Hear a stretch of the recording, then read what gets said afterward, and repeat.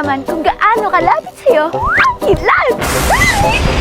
This is lunch! At sa araw na to, alam mo bang kaya mo yung tansyahin gamit lang ang pagbibilang? At isa pa, bakit nga ba laging nauuna ang kidlat kaysa sa kulog? Eh di ba, sabay lang sila nangyayari?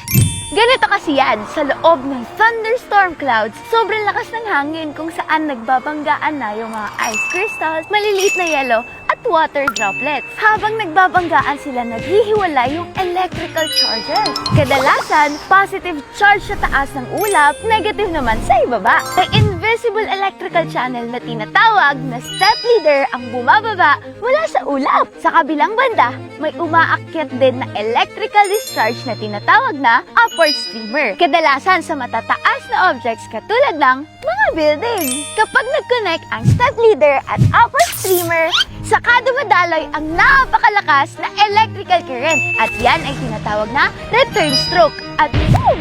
Ayan na ang napakaliwanag na kidlat na nakikita natin.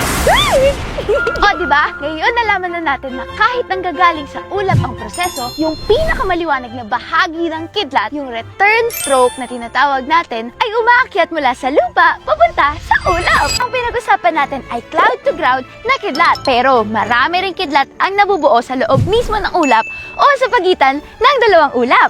At dahil sobrang lakas ng energy ng kidlat, umiinit ang hangin sa paligid nito ng hanggang halos 30,000 degrees Celsius. Mas mainit pa kesa sa surface ng araw. Ayon sa National Oceanic and Atmospheric Administration, yung biglaang pag-init na ito ay nagiging dahilan para mabilis na mag-expand yung hangin sa paligid nito. At doon nabubuo ang shockwave. Kumbaga, kidlat ang dahilan, kulog ang resulta.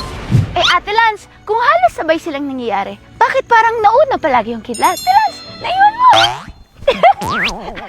Tandaan, mas mabilis mag-travel ang light kesa sa sound. Ayon sa National Aeronautics and Space Administration o NASA, ang light ay nagtatravel ng halos 300 million meters every second, kaya instant natin itong nakikita. Habang ang sound naman ay nasa 343 meters every second. At yun ang dahilan kung bakit mas matagal bago makarating sa tenga natin ang kulog. O eto, bigyan kita ng useful science trick para malaman mo kung gaano kakalayo sa kidlat. Kapag nakakita ka ng kidlat, bumilang ka kaagad. 1001, 1002, 1003, hanggang sa marinig mo ang kulog.